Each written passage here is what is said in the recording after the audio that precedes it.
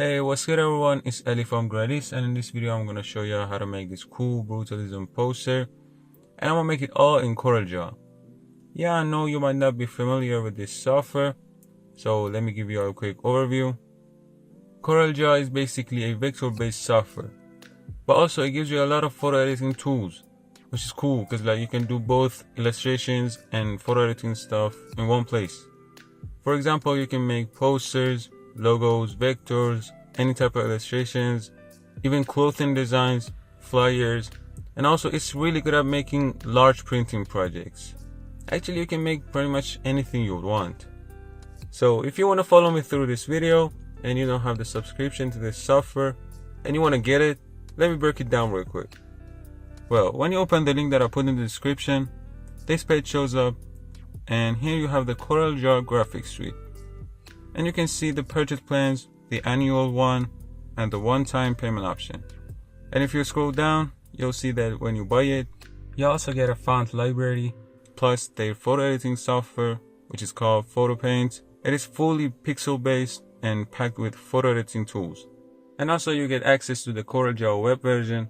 It's basically the same as the desktop version, but it's browser-based and it's all on the cloud. So you can use it anywhere you want.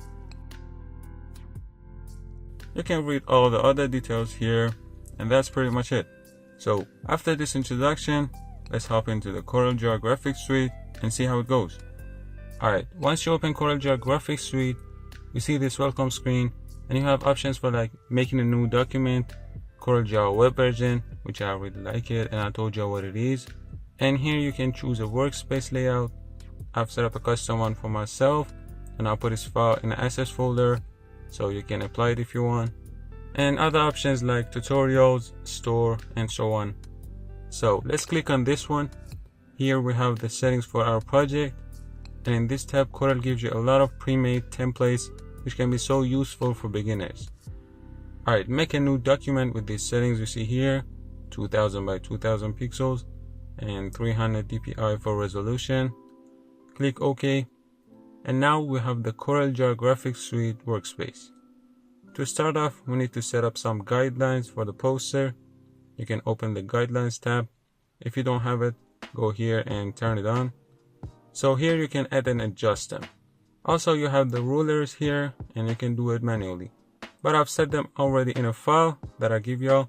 Let's open that document. So file, open, and open it.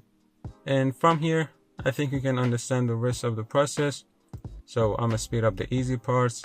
You can pause and rewatch any part you didn't get. And feel free to ask me literally any question you got. Yeah, I got this.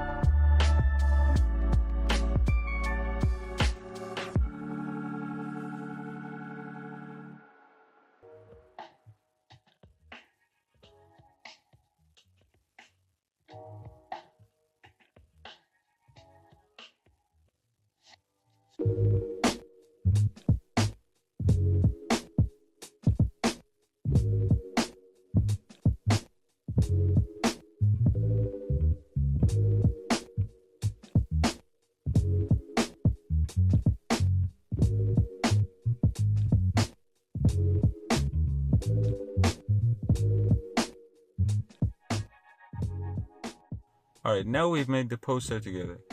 Here's a quick list of the main tools we use in this tutorial.